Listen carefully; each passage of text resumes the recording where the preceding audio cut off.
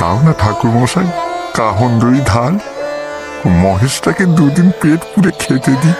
মানিক ঘোষের আমাদের মহেশকে থানায় দিয়েছে। দূর পাগলি, তুই কি যে বলিস না, এ আবার হয় নাকি? হ্যাঁ বাবা সত্যি, ওদের চাকর বললে তোর বাপকে বলগে যায় দরিয়াপুরের খোয়ারে খুঁজতে। তা কি করেছিল সে? ওদের বাগানে ঢুকি মহেশ নাকি গাছপালা নষ্ট করেছে।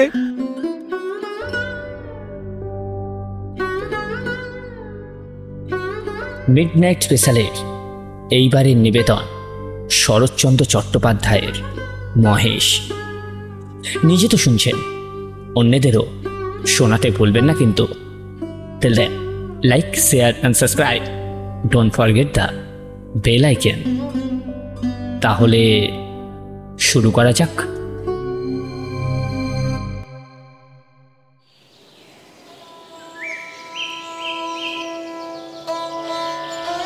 গ্রামের নাম কাশীপুর। গ্রামটি ছোট, জমিদার আরো ছোট। তবু তার দাপটে তার প্রজারা টু শব্দটি করতে পারে না, এমনই প্রতাপ। ছোট ছেলে জন্মতিথির পূজা সেরে তর্করত্ন দিকপ্রহরের বেলায় বাড়ি ফিরছিলেন।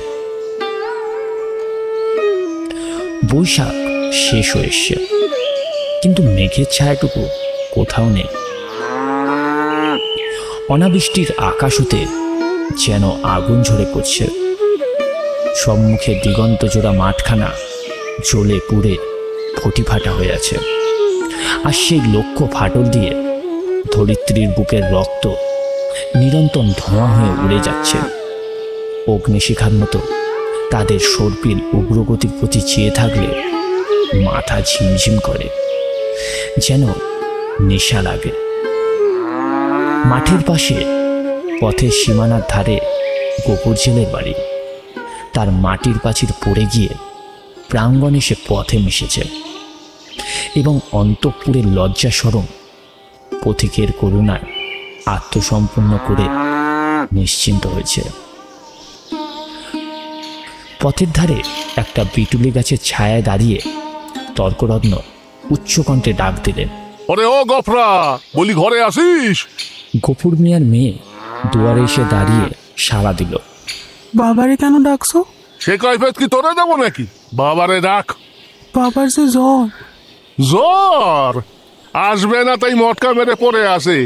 ওসব জ্বর আমি খুব জানি। ডেকে দে হারামজাদারে, ও আসন্ড ম্লেচ্ছ। হাঁকটাকে গফুর মিয়া ঘর থেকে বেরিয়ে জ্বরে কাঁপতে কাঁপতে দরজায় এসে দাঁড়ালো। ভাঙা পাঁচিলের গা ঘেঁষে একটা পুরনো পাপলা গাছ, তার ডালে বাঁধা একটা শাল। তর্করত্ন তার দিকে ইশারা করে বললেন, ওই ওই ওই, ওটা কি হচ্ছে শুনি? হ্যাঁ, এটা হিঁদুর্গা, জমিদার বেরাম্বন, সে খেয়াল আছে? তার মুখখানা রাগে ও রোদ্দুরের ঝাঁঝে রক্তবর্ণ। সুতরাং সে মুখ দিয়ে যে তিক্ত ও খরবাক্যই বেরাবে সেটা স্বাভাবিক, কিন্তু এহতুক অপবাদ গফুর মিয়া বুঝতে পারল না। সে বলল, আগে বাবা ঠাকুর, আপনি কি বলছেন? আমি ঠিক বুঝলাম না। সকালে যাওয়ার সময় দেখে গেছি বাঁধা, দুপুরে ফেরার পথে দেখছি তেমনি ঠায় বাঁধা। গোহত্যা হলি যে কর্তা তোরে জ্যান্ত কবর দেবে? হ্যাঁ, সে কি আর সাধারণ লোক? সে বামুন নয়, প্রাণে মেরে ফেলবে তোরে। কি করব বাবা ঠাকুর, বড় লাসারে পড়ে গেছি। কদিন থেকে গায়ে জ্বর, দড়ি ধরে যে 2 খুঁটো খাইয়ে আনবো তারও উপায় নেই। মাথা তুলতে গেলেই মাথা ঘুরে পড়ে যাই। ও তবে সেরে দে না, নিজে নিজে একটু সরে আসুক। কোথায় ছাড়বো? লোকের ধান এখনো সব ঝাড়া হয়নি, খামারে পড়ে আছে। খড় এখনো গাদি দেওয়া হয়নি, মাঠের আলগুলো সব জ্বলে গেল। কোথাও এক মুঠো ঘাস নেই। কার ধানে মুখ দেবে, কার গাদা ফেড়ে খাবে? কেমনে ছাড়ি বাবা ঠাকুর? তর্করত্ন একটু নরম হলেন, বললেন, তা না সারিস তো ঠান্ডায় কোথাও বেঁধে দিয়ে 2টি বিচুলি ফেলে দে না, ততক্ষণ শিবক। তোর মেয়ে ভাত রাঁধেনি? ফ্যানে জলে দে না 1 গামলা, খাক। গফুর জবাব দিল না। নিরুপায়ের মতো তর্করত্নের মুখের পানে চেয়ে রইল। তার নিজের মুখ দিয়ে শুধু একটা দীর্ঘ নিঃশ্বাস বেরিয়ে আসলো। কি তাও নেই বুঝি? কি করলি খর? ভাগে এবার যা পেলি সমস্ত বেঁচে খেয়ে ফেললি? গরুটার জন্য একাটিও ফেলে রাখতে নেই? বেটা কষাই কোথাকার। এই নিষ্ঠুর অভিযোগে গফুর যেন বাগরুদ্ধ হয়ে গেল। খানিক পরে ধীরে ধীরে বলল, কাহন খানে খড় এবার ভাগে পেয়েছিলাম বাবা ঠাকুর, কিন্তু গেলবারের বকেয়া বলে কর্তামশাই সব ধরে রাখলেন। কেঁদে কেটে হাতে পায়ে পড়ে বললাম, বাবু মশাই তুমি হাকিম, তোমার রাজত্বি ছেড়ে আর পালাবো কোথায়? আমারে ৫-১০ বিচুলিও না হয় দাও। তালে খড় নেই, একখানি ঘর, বাপ বেটিতে থাকি, তাও না হয় তালপাতার গোঁজা গাঁজা দিয়ে এ বর্ষাটা কাটিয়ে দেব। কিন্তু না খেতে পেয়ে আমার মহেশ মরে যাবে বাবা ঠাকুর। ইস, ওই তো সাত করে আমার নাম রাখা হয়েছে মহেশ। এসে আর বাঁচি নে। কিন্তু এই বিদ্রুপ গফুরের কানে গেল না। সে বলল, কিন্তু সে হাকিমের দয়া হলো নি। মাস ২ খোরাকের মতো ধান আমাদের দিলেন বটে, কিন্তু ব্যাবা খড় সরকারে গাদা হয়ে গেল। মহেশ আমার কুটোটি পেলে না। বলতে বলতে তার কণ্ঠস্বর তারই অশ্রুভারে ভারী হয়ে উঠল। কিন্তু তর্করত্নের তাতে করুণার উদয় হলো না। সে বলল, আচ্ছা মানুষ তো তুই খেয়ে রেখেছিস, দিবি নে? জমিদার কি তোকে ঘর থেকে খাওয়াবে নাকি? আরে তোরা তো রাম রাজত্বে বাস করিস, ছোট লোক কিনা, তাই তার নিন্দে বন্ধ করিস।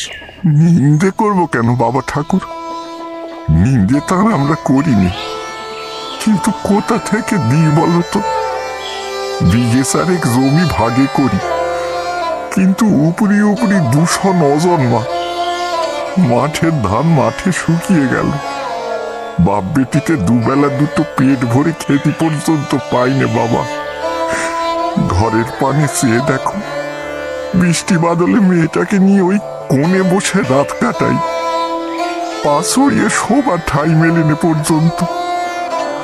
আমার মহেশের দিকে একবারটি তাকিয়ে দেখো, ৫রা গোনা যাচ্ছে। দাও না ঠাকুর মশাই কাহন ২ ধান, মহেশটাকে ২ দিন পেট পুরে খেতে দি। বলতে বলতেই সে ধপ করে তর্করত্ন পায়ের কাছে বসে পড়ল। তর্করত্ন তীব্রত ২ পা পিছিয়ে গিয়ে বললেন, মোর শুয়ে ফেলবি নাকি? না বাবা ঠাকুর, শোবো কেন? শোবো নে, কিন্তু দাও না আমাকে কাহন ২ খড়। তোমার ৪ গাদা সেদিন দেখে এইছি, এই কটা দিলে তুমি টেরও পাবে না। আমরা না খেয়ে মরি, খেতি নেই, কিন্তু আমার অবলা জীব কথা বলতে পারে না, শুধু চেয়ে থাকে আর চোখ দিয়ে জল পড়ে বাবা ঠাকুর। ধার নিবি? তা সে ধার শোধ করবি কি করে শুনি? গফুর আশান্বিত হয়ে ব্যগ্র স্বরে বলে উঠল, যেমন করি পারি শোধ করবো বাবা ঠাকুর, তোমারে ফাঁকি দেব নি। তর্করত্ন মুখে এক প্রকার শব্দ করে গফুরের ব্যাকুল কণ্ঠে অনুস্মরণ করে বললেন, ফাঁকি দেব না, যেমন করি পারি শোধ করবো। রসিক না গোরা আমার। যা যা যা, সর পথ স্যার, ঘরে যাই, বেলা বয়ে গেল। এই বলে তিনি একটু মুচকি হেসে পা বাড়ায়। সহসা সভয়ে পিছিয়ে গিয়ে সক্রোধে বলে উঠলেন, বাপরে, সিংনেরে আসেছে, গুতোবে নাকি? গফুর মিয়া উঠে দাঁড়ালো। ঠাকুরের হাতে ফলমূল ও ভিজে চালের পুটুলি ছিল। সেটাকে দেখিয়ে বলল, ওই যে ওটার গন্ধ পেয়েছে, এক মুঠো খেতে চায়। খেতে চায়? তা বটে, যেমন চাষা তেমনি তার বলদ। খরচ ওঠে না, চাল কলা খাওয়া চাই। নে নে, পথ থেকে সরিয়ে বাঁধ। উফ, যে সিং কোন দিন দেখছি কাকে খুন করবে। এই বলে তর্করত্ন পাশ কাটিয়ে হনহন করে চলে গেলেন। কপুর সেই দিক থেকে দৃষ্টি ফিরিয়ে খানিকক্ষণ স্তব্ধ হয়ে মহেশের মুখের দিকে তাকিয়ে রইল। তার নিবিড় গভীর কালো চোখ দুটো বেদনায় ও ক্ষুধায় ভরা। তোকে এক মুঠো দিল না বাপ? ওদের অনেক আছে, তবু দেয় না নাতিকে। তার গলা বুঝে আসছিল। তারপর চোখ দিয়ে টপ টপ করে জল পড়তে লাগলো। কাছে এসে নীরবে ধীরে ধীরে তার গলায়, মাথায়, পিঠে হাত বুলিয়ে দিতে দিতে চুপি চুপি বলতে লাগলো, মহেশ, তুই আমার ছেলে, তুই আমাদের 8 সন পিটি পালন করে বুড়ো হয়েছিস।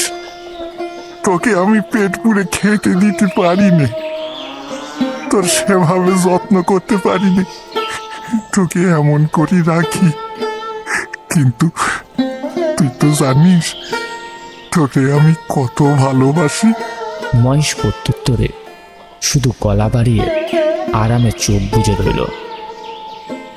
গফুর চোখের জল গরুটার পিঠের ওপর রোগড়ে মুছে ফেলে।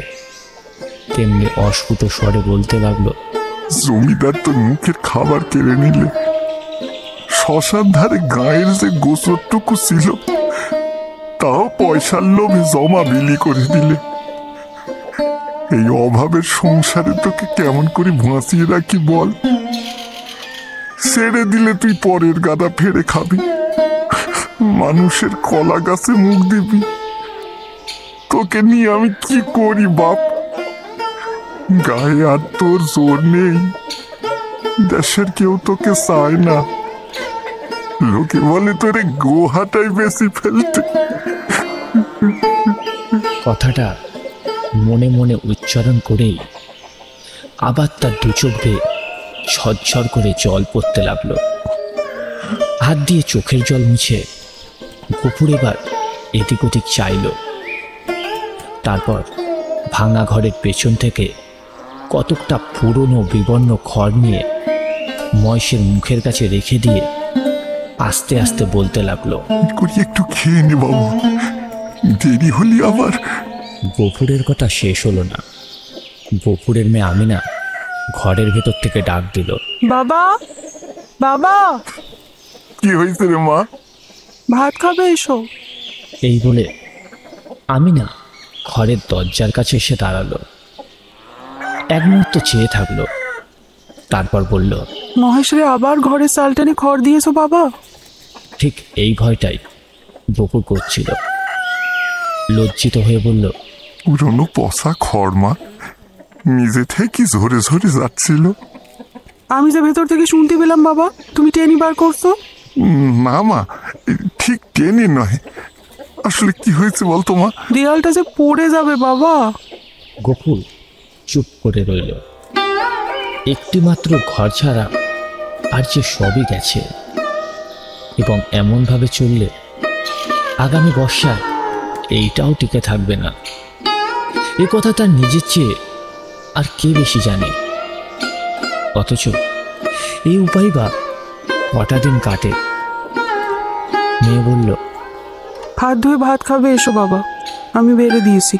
ফ্যানটুকু দে তো মা, একেবারে মহেশকে খাইয়ে দিয়ে যাই। ফ্যান যে আজ নেই বাবা, হাঁড়িতেই মুড়ি গেছে। ফ্যান নেই? না। গফুর নীরবে দাঁড়িয়ে রইল। দুঃখের দিনে এইটুকু যে নষ্ট করা যায় না, সে এই বাচ্চা মেয়েটাও বুঝতে পেরেছে। হাত ধুয়ে ঘরের ভেতরে গিয়ে দাঁড়ালো গফুর।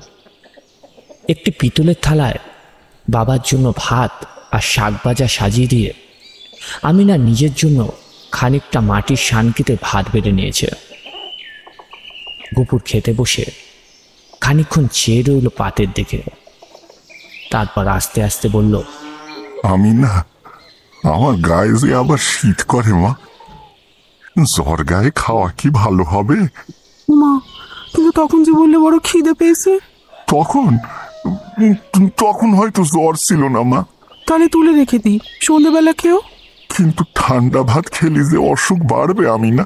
তাহলে গফুর কত কি যেন চিন্তা করে হঠাৎ এই সমস্যার মীমাংসা করে ফেলল।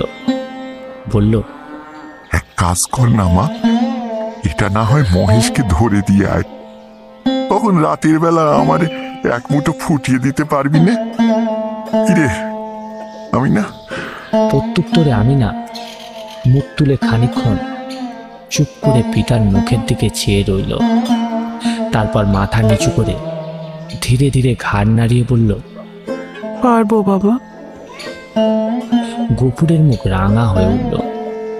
পিতা ও কন্যার মাঝখানে এই যে একটুখানি ছলনার অভিনয় হয়ে গেল, তাই দুটি প্রাণী ছাড়া আরো একজন বোধ করি অন্তরিক্ষ থেকে লক্ষ্য করলেন।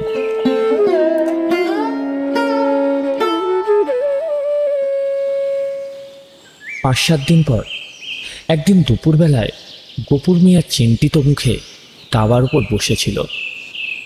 তার মহেশ কাল থেকে আজ পর্যন্ত ঘরে ফেরেনি। মহেশ, কোথায় গেলি তুই? আমি এই শরীর নিয়ে তোরে খুঁজতে পারি? তুই তো জানিস তোকে না পেলে আমি পাগল হয়ে যাব। ইয়া আল্লাহ, আমার মহেশটা কোথায় গেল? একে আমার জ্বর, তুই দেখছিস আমি উঠতে পারি নে, নড়তে চড়তে পারি নে, এর মধ্যে তুই চলে গেলি, আমার কথা ভাবলি না? যা, আমিও তোরে ভুলেই যাব। আমিও দেখ তোরে ভুলেই যাব, আমি তোরে ছেড়ে থাকবো আমি। নিজে সে শক্তিহীন, তাই আমিনা সকাল থেকে সর্বত্র খুঁজে বেড়াচ্ছে। পরন্ত বেলায় সে ফিরে এসে বলল, শুনছো বাবা, মানিক ঘোষের আমাদের মহেশকে থানায় দিয়েছে। দূর পাগলি, তুই কি যে বলিস না, এ আবার হয় নাকি? হ্যাঁ বাবা, সত্যি।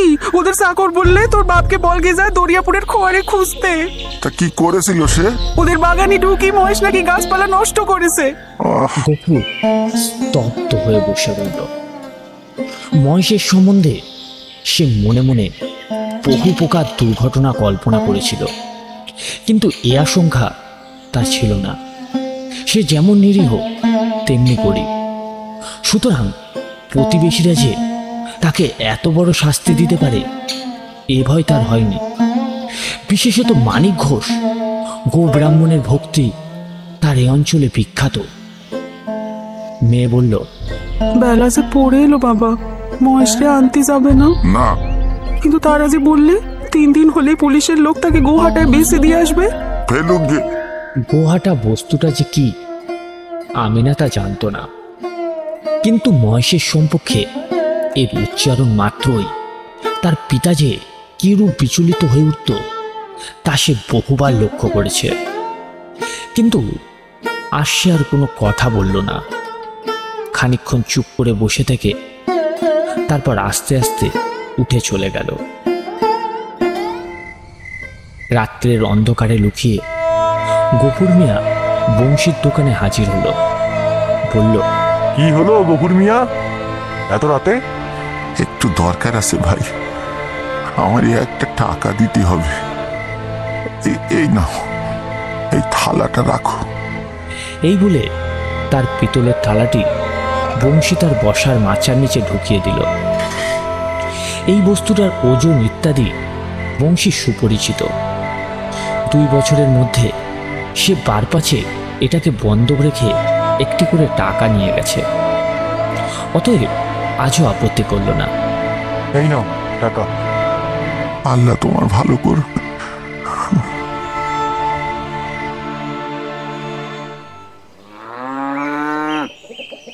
পরের দিন যথাস্থানে আবার মহেশকে দেখা গেল। সেই বাবলাতলা, সেই দড়ি, সেই তৃণহীন শূন্য আধার, সেই ক্ষুধার্ত কালো চোখের সজল উষ্কুস দৃষ্টি।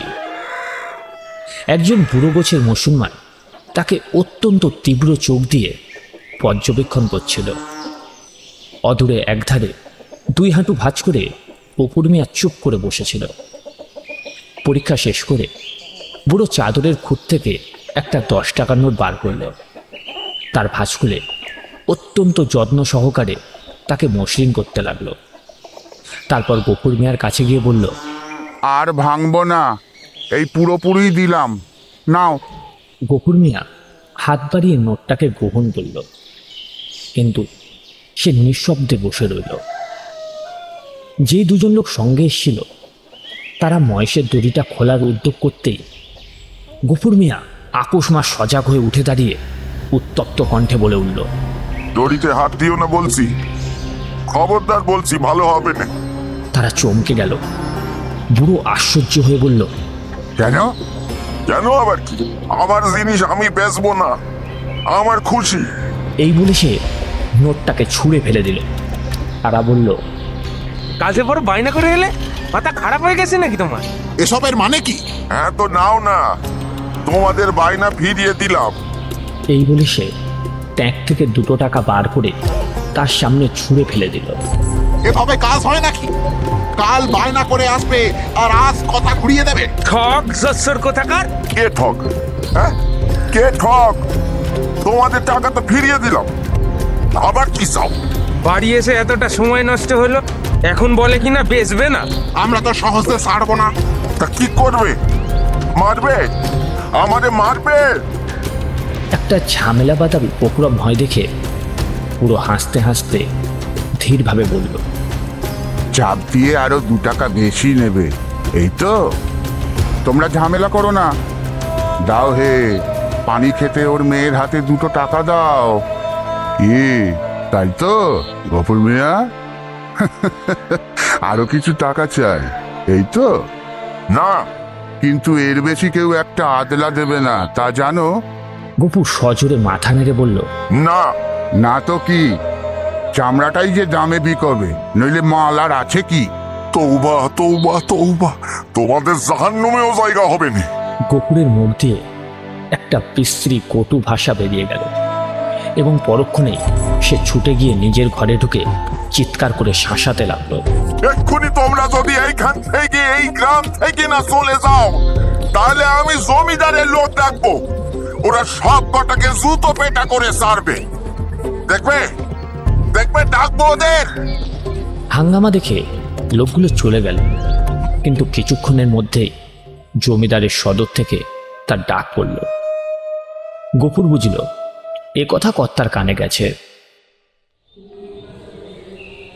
জমিদারের সদরে ভদ্র অভদ্র অনেকগুলি ব্যক্তি বসেছিল। যা খুশি তাই করবে, মানে নিয়ম কানুন কিচ্ছু নেই। আগের আমল হলে একেবারে শুলে সরানো হতো। নেহাত আমাদের জমিদার ঠাকুর ভালো মানুষ, তাই ওই যে এই যে ওই তো। গফরা, বড় বাপের বেটা আইছে।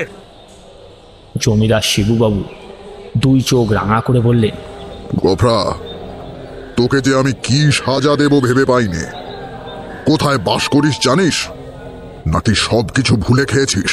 গফুর মিয়া 2 হাত জড়ো করে বলল, জানি কর্তা, আমরা খেতে পাইনি, নইলে আজ আপনি যা জরিমানা করতেন আমি না করতাম না। সকলেই বিস্মিত হল। গফুর মিয়া লোকটাকে চেদি এবং বদমেজাজি বলে তারা জানত। সে কাঁদতে কাঁদতে বলল, এমন কাজ আর কখনো করব না কর্তা, এইবারের মতো মাফ করে দেন। এই আমি আমার দোকান মলছি, এই দেন আমি নাক্ষর দিচ্ছি।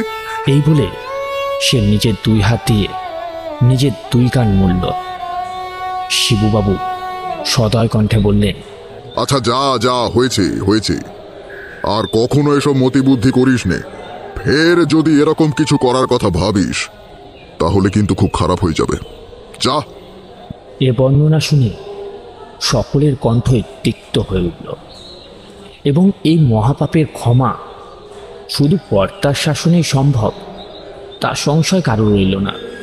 দেখেছো আমাদের কর্তাবাবুর মন, নইলে এই জমিদারিতে এই পাপ কাজ করার কথা কেউ ভাবে? অভাবে আসে বলে অধর্ম করবে? এ কোনো কথা হলো? দয়ার শরীর, তাই জমিদার বাবু মাফ করে দিলেন। এ পাপের কি শাস্তি? শাস্ত্রে কি বলে তর্করত্ন মশাই? তর্করত্ন উপস্থিত ছিলেন। তিনি বললেন, গো শব্দের যে শাস্ত্রীয় ব্যাখ্যা আছে সেসব এই মূর্খকে বলার কোনো অর্থই হয় না।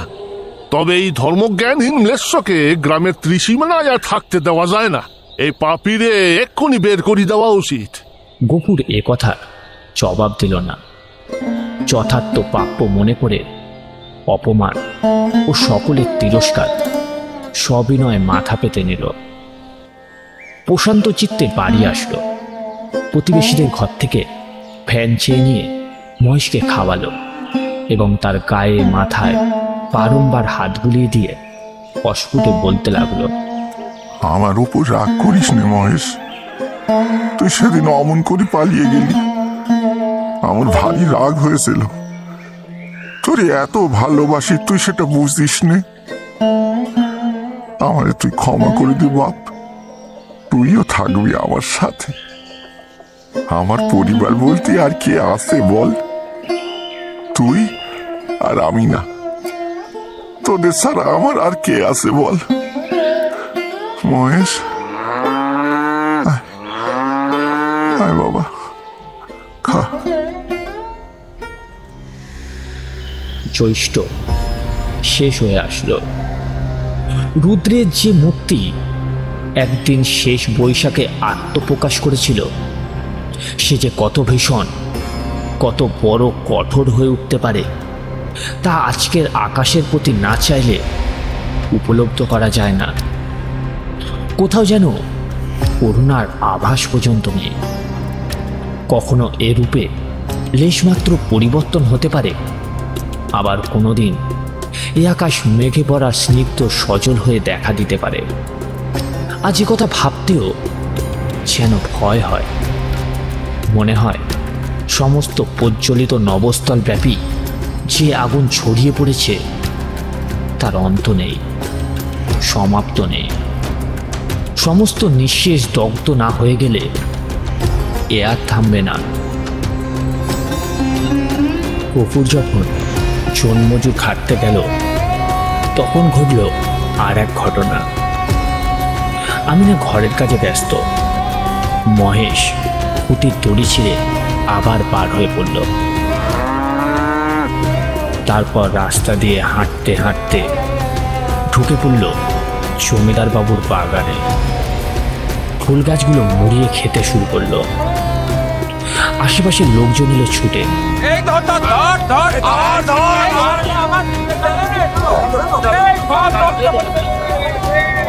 জমিদার বাবুর ছোট মেয়ে ছিল বাগানে। সে মহেশকে আটকাতে গেলে মহেশ তাকে এক গুঁতো মারে।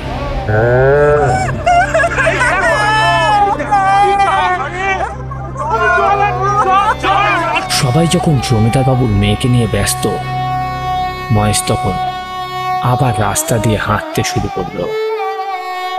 কিছুক্ষণ পর আবার সে বাড়িতে ফিরে এলো। ঠিক প্রহরের বেলায় গফুর মিয়া বাড়ি আসলো। পরের দ্বারে জন্মজুর খাটা তার অভ্যাস নেই এবং মাত্র 4-5 দিন হলো তার জ্বর থেমেছে, কিন্তু দেহ যেমন দুর্বল তেমনি ক্লান্ত। তবু আর সে কাজের সন্ধানে বার হয়েছিল, কিন্তু এই প্রচণ্ড রোদ কেবল তার মাথার উপর দিয়ে গেছে, আর কোনো ফল হয়নি। ক্ষুধায়, পিপাসায় ও ক্লান্তিতে সে প্রায় চোখে অন্ধকার দেখছিল।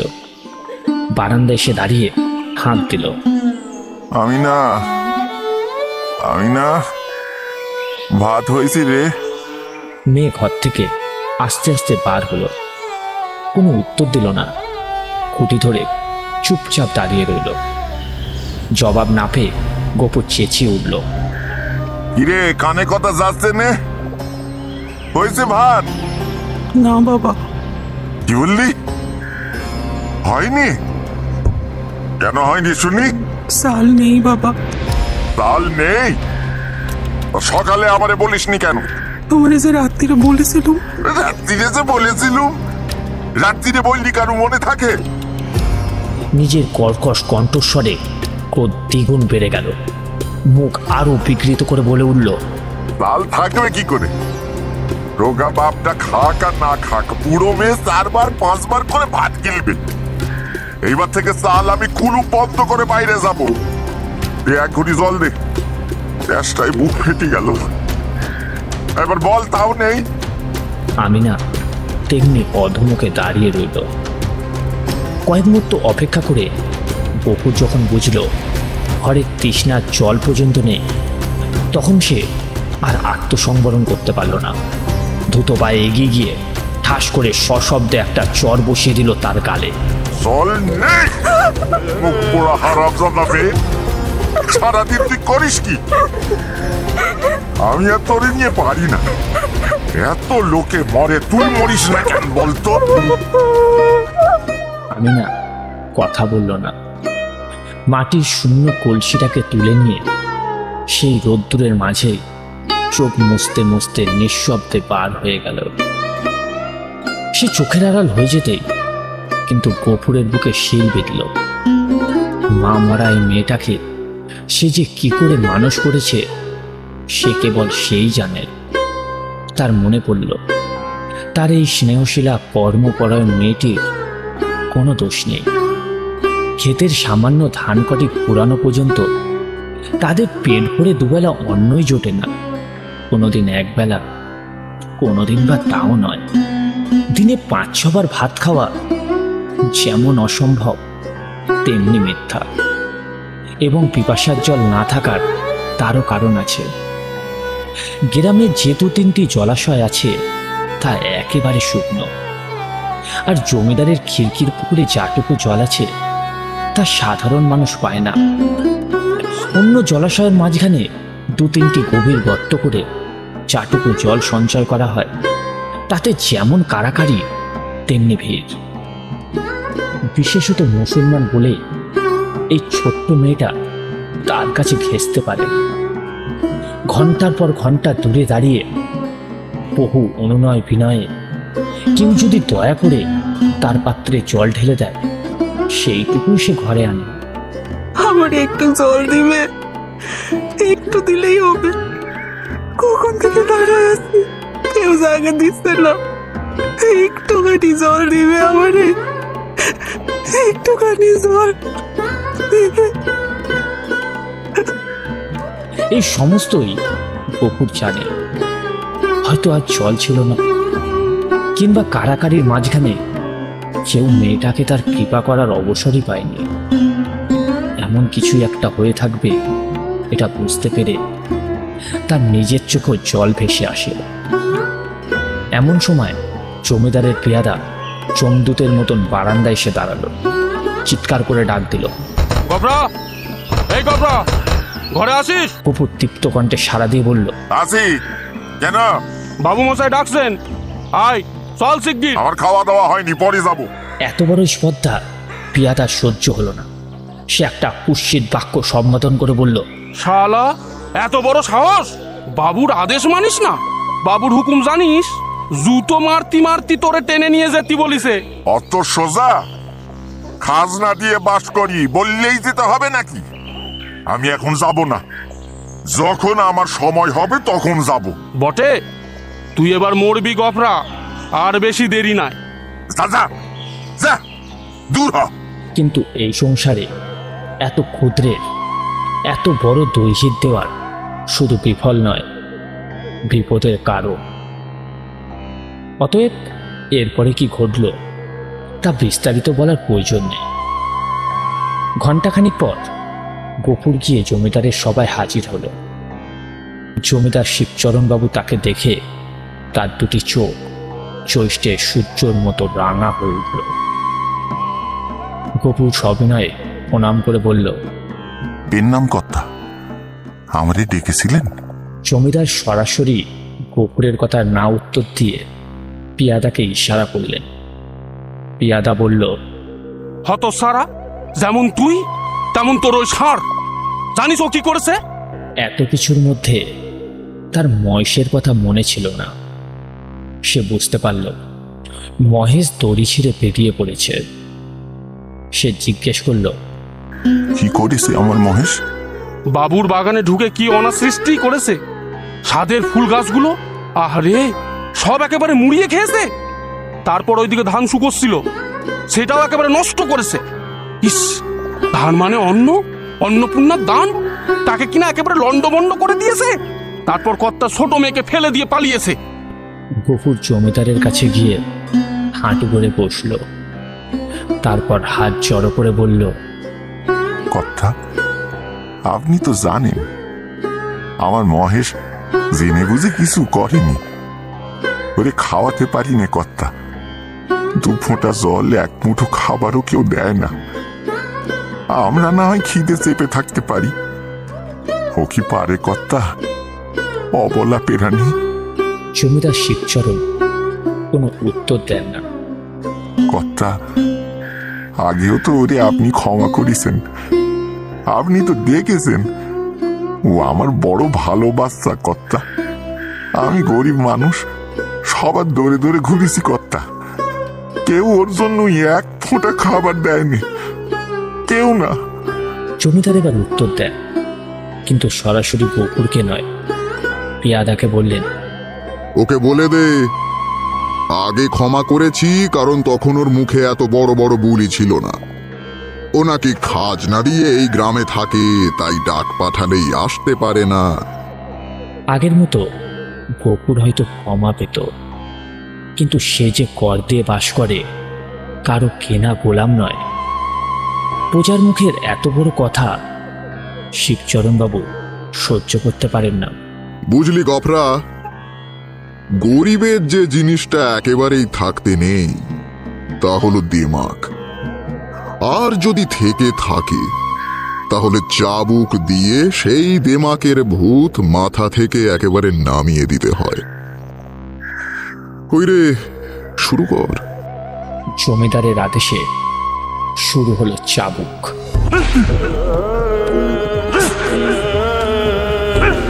কপুর কোনো প্রতিবাদ করল না। পোহার লাঞ্ছনা সমস্ত মুখ বুজে সহ্য করল। শিবচরণ বাবুর যখন মনে হলো গরিবের মাথা থেকে দেমাকের ভূত নেমে গেছে, তখন গফুরকে ছাড়বার অনুমতি দেন। হয়েছে হয়েছে, এবার ছেড়ে দে। গফুর নিঃশব্দে বেরিয়ে এলো। রৌদ্রে দগ্ধে দগ্ধে ঘরে ফিরল। তারপর নিঃশব্দে শুয়ে পড়ল। তার শরীরে অসংখ্য চাবুকের দাগ, চোখ মুখ ফুলে উঠেছে।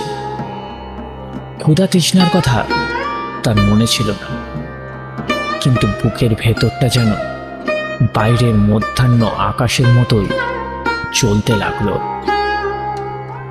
এমন করে কতক্ষণ কাটলো তার হুঁশ ছিল না, কিন্তু বাইরের বারান্দা থেকে মেয়ের আত্মকণ্ঠ শোনা যেতে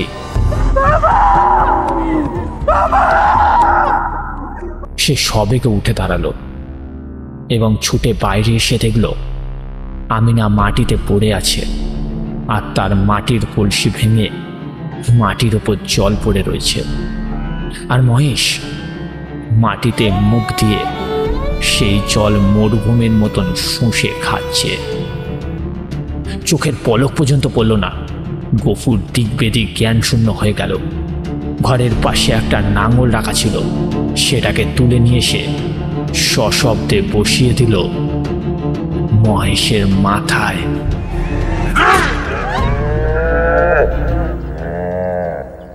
একবার মাত্র মহেশ মুখ তুলে দেখবার চেষ্টা করল, তারপরে তার অনাহার কৃষ্ট শীর্ণ দেহ মাটির ওপর লুটিয়ে পড়ল। চোখের কোণ দিয়ে বার হয়ে আসলো বিন্দু বিন্দু জল, ও কানের পাশ দিয়ে বেরিয়ে পড়ল অমুক রক্তের ধারা।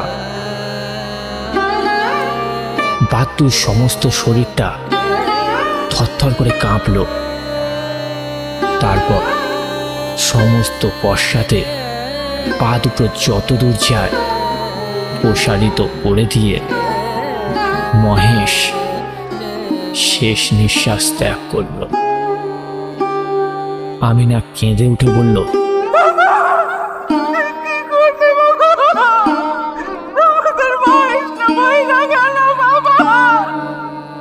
গফুর নড়ল না, জবাব দিল না, শুধু নির্নিমেষ গভীর কালো চোখের পানে চেয়ে পথের মতো নিশ্চল হয়ে বসে রইল।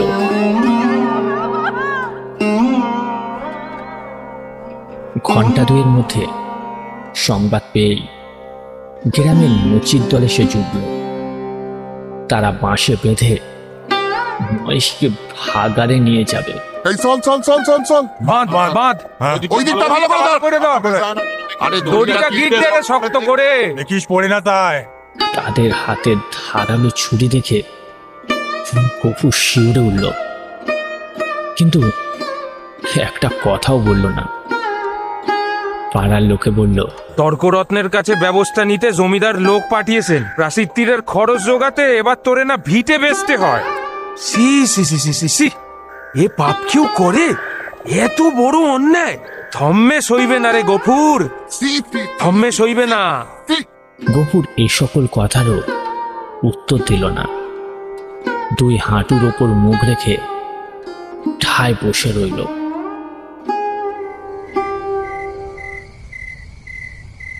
অনেক রাতে গফুর আমিনাকে তুলে বলল, আমিনা, এই আমিনা, ওঠ মা, ওঠ ওঠ।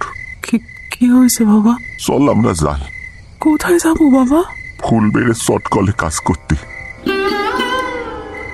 আমিনা আশ্চর্য হয়ে গফুরের মুখের পানে চেয়ে রইল। রীতিপূর্বে অনেক দুঃখেও তার বাবা কলেজেতে রাজি হয়নি। সেইখানে নাকি ধর্ম থাকে না, মেয়েদের ইজ্জত আবরু থাকে না।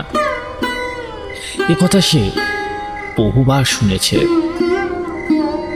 গফুর বলল, দেরি করিস নে মা, চল, অনেক পথ হাঁটতে হবে। কিন্তু বাবা, তুমি যে বলেছিলে ওইখানে। কি আর করবো মা, তুই চল, উঠে পড়। আমিনা জল খাবারের ঘটি আর তার বাবার থালাটা সঙ্গে নিচ্ছিল। গফুর নিষেধ করল, বলল, ওসব থাক মা, ওতে আমার মহেশের প্রাচীর তীর হবে। অন্ধকার গভীর রাতে সে মেয়ের হাত ধরে বার হলো। এই গ্রামে আত্মীয়তা ছিল না, কাউকে বলার কিছু নেই। বারান্দা পার হয়ে পথের ধারে সেই বাবলাতলা এসে সে থমকে দাঁড়ালো। হঠাৎই হু হু করে কেঁদে উঠল।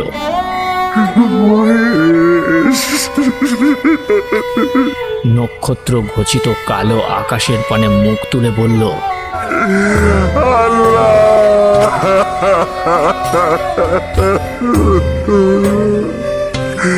আমারে যত খুশি শাসা দিও, কিন্তু মহেশ আমার তেজটা দিয়ে মরেছে।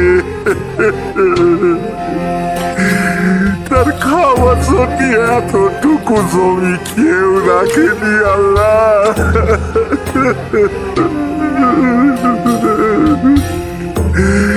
যে তোমার দেয়া মাঠের ঘাস, তোমার দেয়া তেষ্টার জল তারি খেতে দেয়নি, তার কসুর তুমি যেন কখনো মাফ করো না খোদা।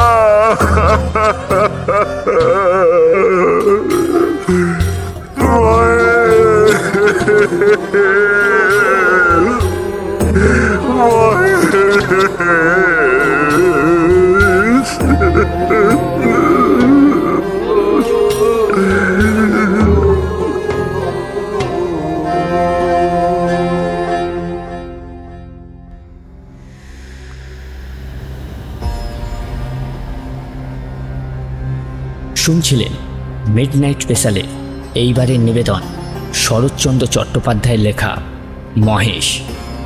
নিজে তো শুনলেন, অন্যদেরও শোনাতে ভুলবেন না কিন্তু। Till then, like, share and subscribe, don't forget the bell icon. তাহলে আসছি আগামী সপ্তাহে নতুন কিছু রোমাঞ্চকর গল্প নিয়ে। আসতে ভুলবেন না কিন্তু।